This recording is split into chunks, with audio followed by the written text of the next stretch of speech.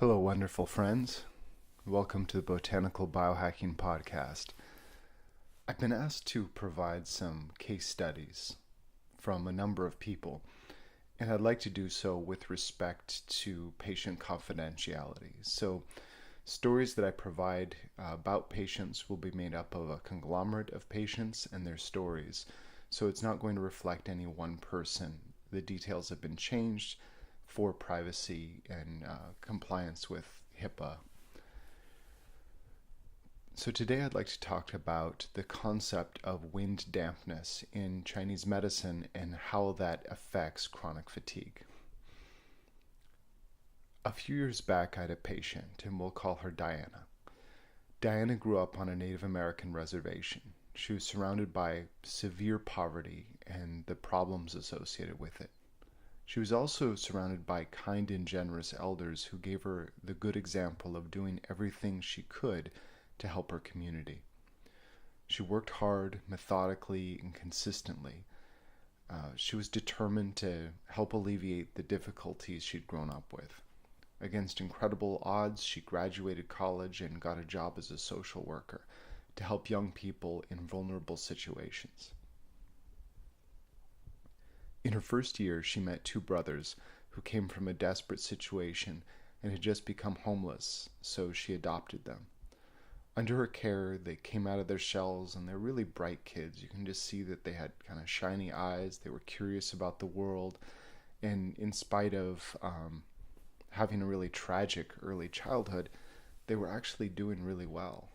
But all of them, when they started out, they were cramped in this small apartment, and she got some bittersweet news. She had an aunt who had passed away, leaving them a house, and they could move into this house, and it was really deep in the woods.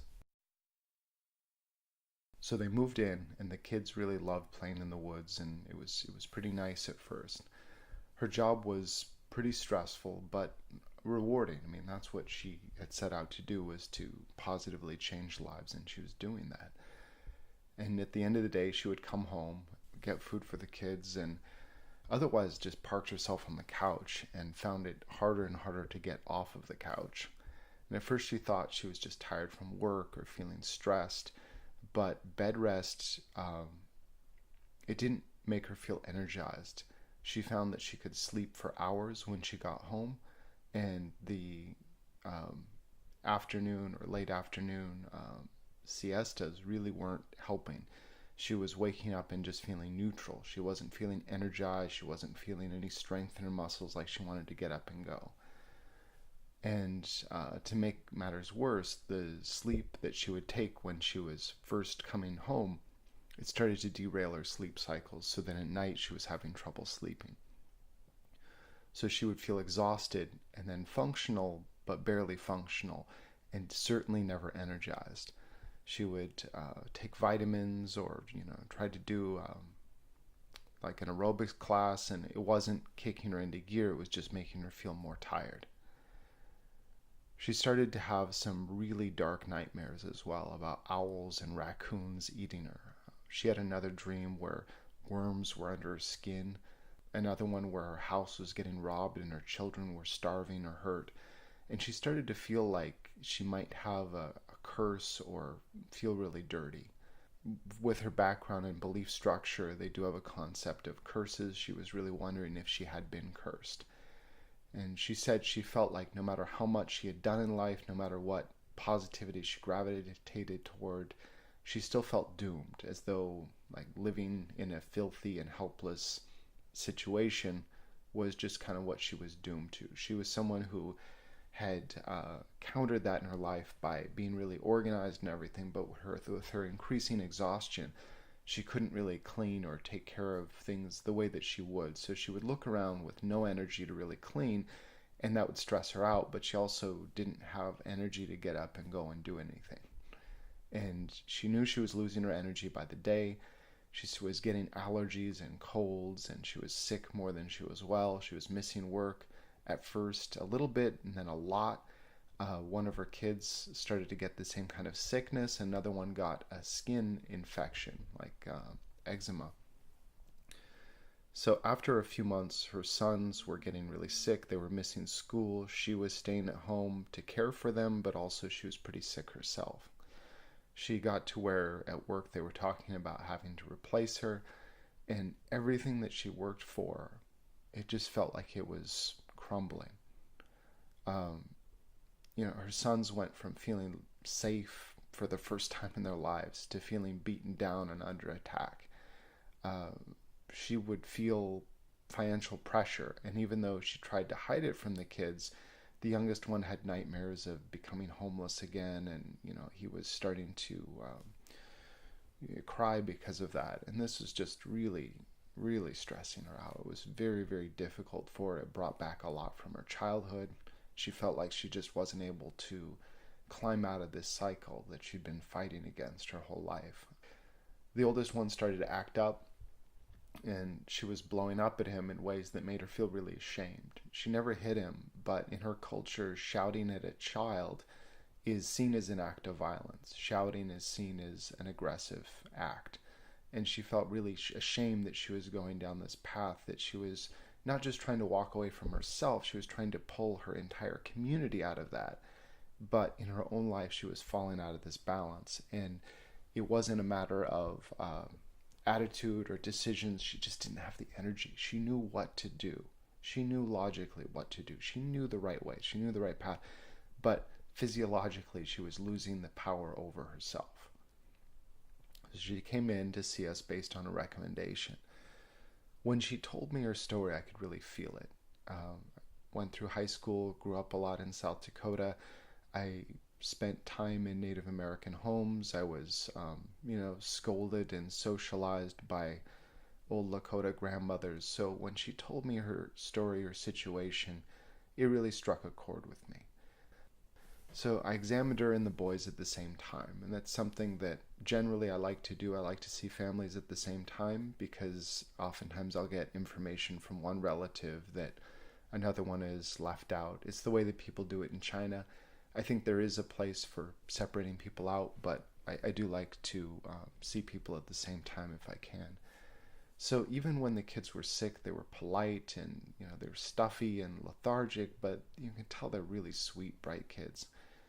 All of them showed this same pattern in Chinese medicine called wind dampness, and it's associated with water retention, and it can be caused endogenously, though the dampness can, from poor diet, but it can also be caused by external factors.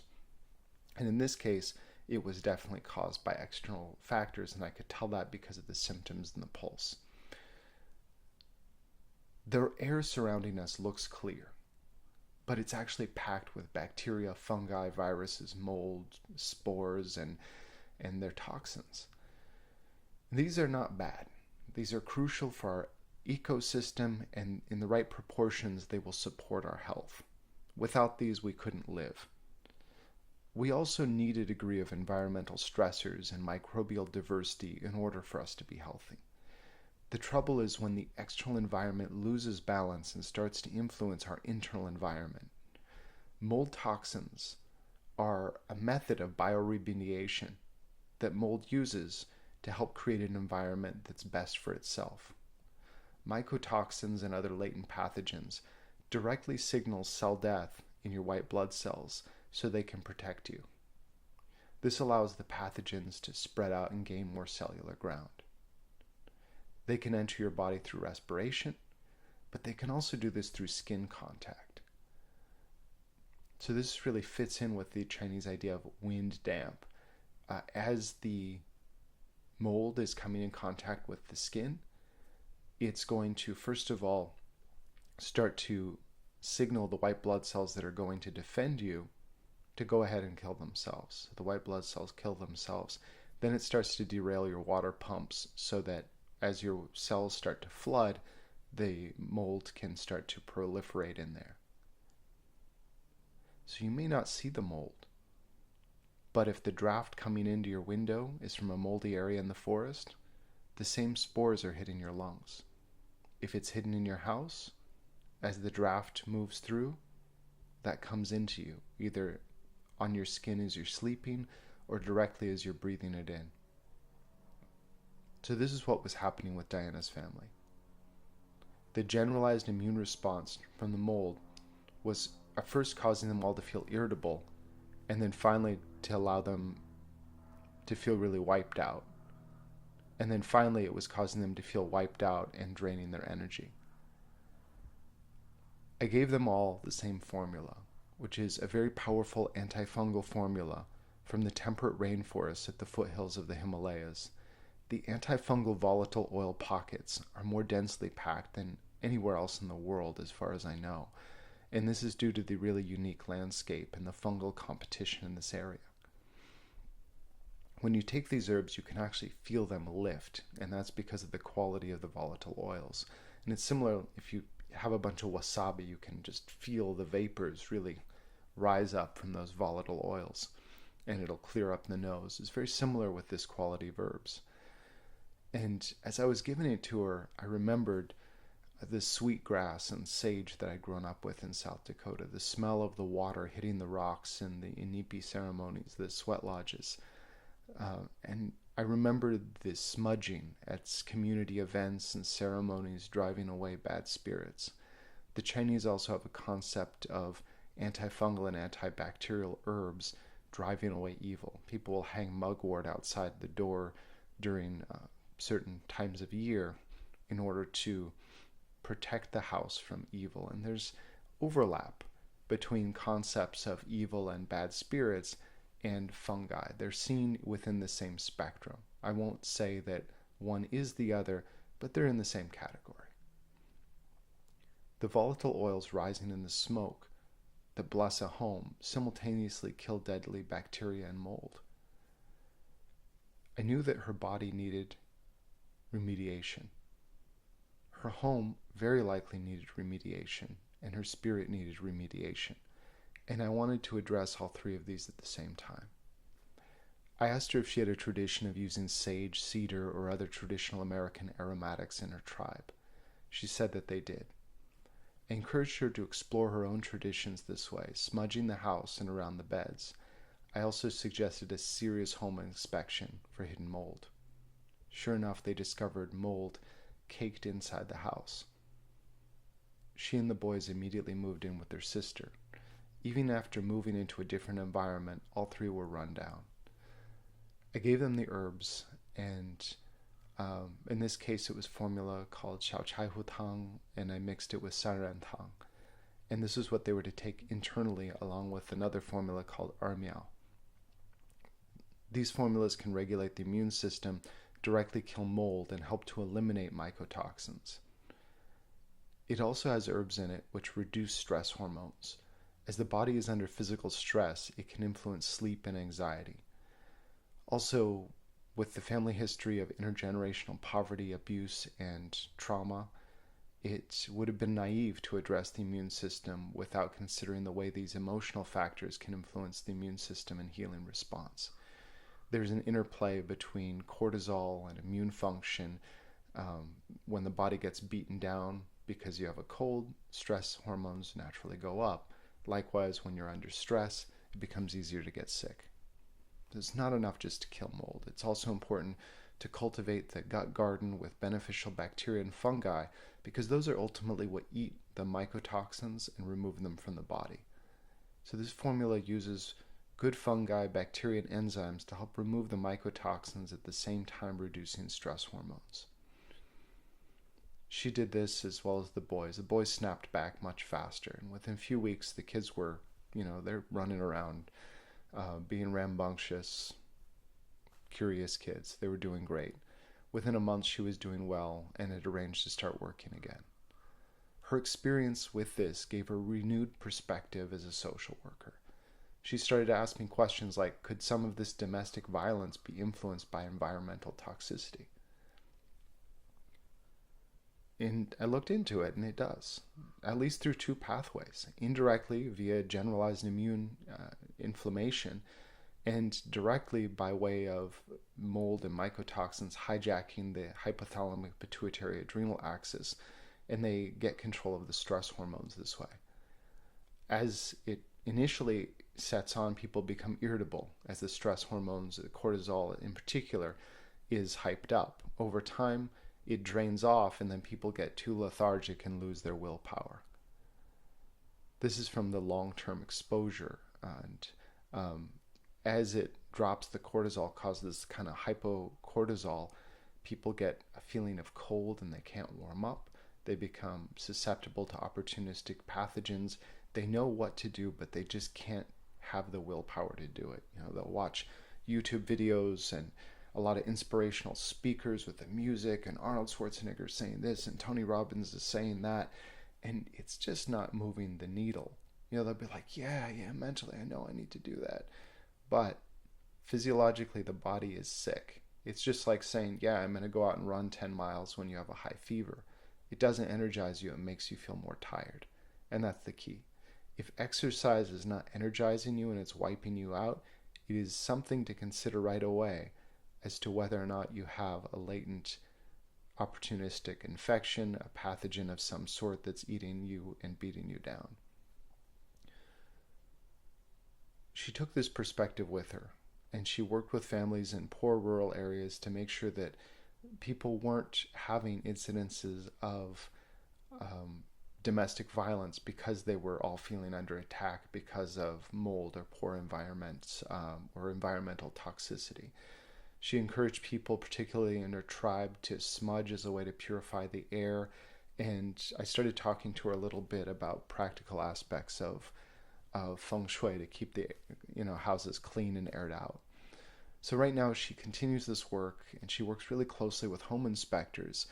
And instead of just looking at families and saying, okay, don't beat your kids, right? That's a good thing to tell people. However, if they're just think about a time when you've had a really high fever. You're not at your best. And so she looks at that really holistically now. She looks at people who are in, situations where they feel like they're in a downward spiral. And she looks and sees, is the environment playing into this? So she works with people to work on themselves internally and then as well externally. And then if they have signs and symptoms like she did, she suggests that they get these kind of botanical therapies to really fumigate from the inside as well as the outside. So her kids really have thrived under her care. Her family was honored by the tribe for their community service and leadership. They're all doing tremendously well. And it's always beautiful to see that when these downward spirals serve as lessons to teach people and in the long run give them so much greater strength. That's something that I find really beautiful and is a part of practicing medicine that I really love. And it's learning how people not just overcome adversity, but how they learn from that and incorporate it into their own lives. This whole situation really reminded me of the Chinese idea of Feng Shui, which Feng is wind and Shui is water in Chinese. This has a lot of overlap with the idea of wind damp as a sickness. The molds carried on the wind can beat down the immune system, and houses can carry the mold. So the concept of wind moving through the house causing bad luck is the basis of Feng Shui. That's one of them. The other one is don't get hit in the back of the head. So that's why a lot of Feng Shui is don't have your back to the door and this kind of thing. You don't want to get hit in the back of the head. And you want to keep the air moving, but you don't want to be bringing in drafts of mold right onto you as you're sleeping. That's the essence of Feng Shui. It gets fancy, but really, if you remember nothing else, that's the part to really keep. And it's more than moving furniture around. It's also controlling the speed of airflow. The more stuff you have in your house, the slower the air moves, and the more unclean surface area there is. If you have lots of collectibles, which my mom likes to call dustables, you have more area for dust and rotting debris to go on. And remember, dust is your skin cells. So if your skin cells are sloughing off and now they're gathered on some piece of crap that looks like it should be at a garage sale, that's going to start growing stuff because it's going to be eating your dead tissue. That's what nature does, is break that stuff down. So the more dust there is, the more area there will be for pathogenic viruses, bacteria, all of that stuff. Not viruses with the dead stuff, but they work in concert with the mold and bacteria to break you down. So human health and home health are completely linked, and they have to do, in essence, controlling water and controlling airflow and gas. A damp hoarder's home will be filled with illness. The same is true of the human body. Water found outside the cells will create a dreary environment, putting the cells under stress and providing safe harbor for pathogenic fungi, bacteria, and viruses to set up these kind of biofilm fortresses that are really hard to get into and allow them to break down the system over time. So this is internal feng shui that we all need to take care of to create the conditions so that mold toxins aren't going to be hanging out and proliferating. When the immune system is healthy, when the microbiomes throughout the body are balanced, that's when they harbor really wonderful fungi that eat away those mycotoxins. Remember, our white blood cells get to those and have trouble eating them away because they just, kind of touch the white blood cells and say, hey buddy, kill yourself. And the white blood cells do. That's creepy. Thankfully, we have our microbial buddies to help us out. So the ancient Chinese and Native Americans and people from all over the world really viewed conditions which harbor mold as being unholy or evil. Using plants with antifungal and antibacterial components seem to help this. Personally, I think that many spiritual experiences are facilitated by changes of gas and water in the body, which signal differences in electrical activity. We know this about various types of fungi will affect electrical signaling. We also know this about gases in the body. So I think the lens of spirituality is good. I also believe that the lens of biology is good. And for me, the two aren't separate or competitive. I think that both perspectives can give us insight into our own healing. When I was talking with Diana about her dreams, she mentioned the owls and raccoons. And these are seen as ominous in several Native American cultures. And I asked about hers in particular, and she said that, owls in particular meant that someone was going to die. And they're nocturnal hunters. The idea of worms under the skin, that's just gross to everyone, right? It's a no-brainer. That's a sign of decomposition. What these dreams said to me was that in the dark areas of her body, there were pathogens that were eating her. Now, of course, this is just one of many signs. I wouldn't go on dream interpretation alone for giving somebody an herbal medicine.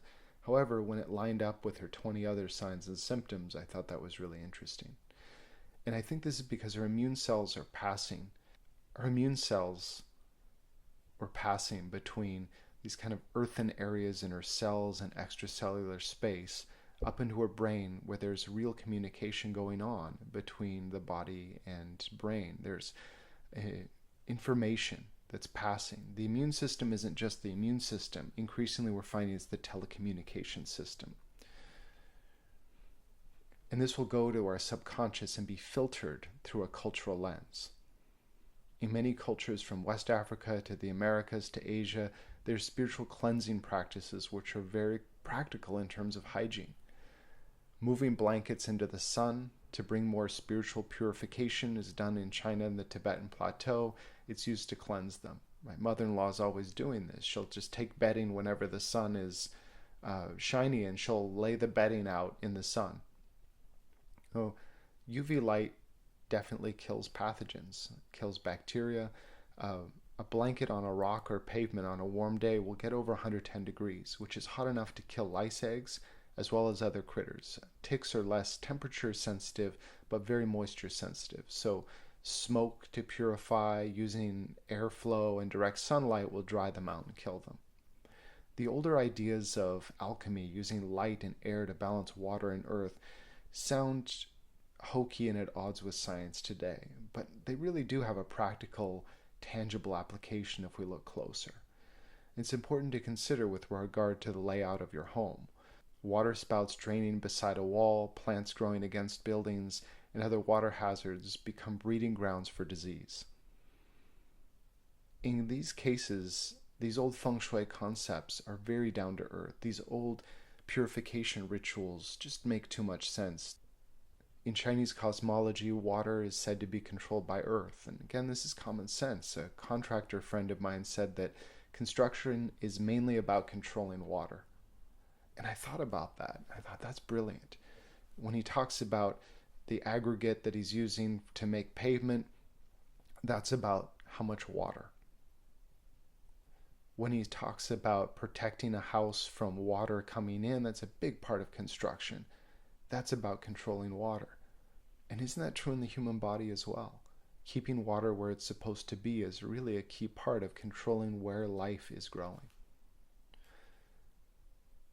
If you surround your house with mud, as the sun comes out, it will start a fungal bloom. That's like putting micro swamps all around your home. At the same time, if you spread gravel around, this can help to disperse water better than mud. And it's like a desert. One is yang earth, the other is yin earth. As sunlight hits it, the alchemical changes begin. And that's something that our ancestors would have looked at. And when we look deeper, it also influences our deep biological pathways. It influences our physiology. It influences how we think. It influences how much we yell at our kids or not. Not to say that it's everything, but it's influential. So as you look at your health, as you look at the health of those around you, as you look at your internal brain function and spirituality, consider water retention. Water retention around your home, water retention with the fungi in your body, and start to practice this literal Feng Shui to influence the microbial world within you. Because this is how you're going to optimize your energy levels and neurological functioning. And like Diana, to go from feeling lethargic when you really want to go, to really being at your best and fulfilling your destiny, helping those around you. If you're a healthcare practitioner and you're curious about the formula I used, it's a combination of one product, which we call Wind, which is a combination of extremely high quality Xiao Chai Hu and Sanren Tang, combined with some pills that are little yellow pills, which we have handmade and really, really high quality herbs that Cangzhou in this is sustainably wildcrafted. The Huangbai is from 30-year-old trees in the Dujiangyan area of Sichuan. These pills are called Aquata. So if you're looking through the products and want to know, okay, what was used in this case, those are Wind and Aquata. Also for these type of cases, the Tibetan foot soaks are excellent. Thank you so much for listening to the Botanical Biohacking Podcast. I'm your host, Andrew Miles.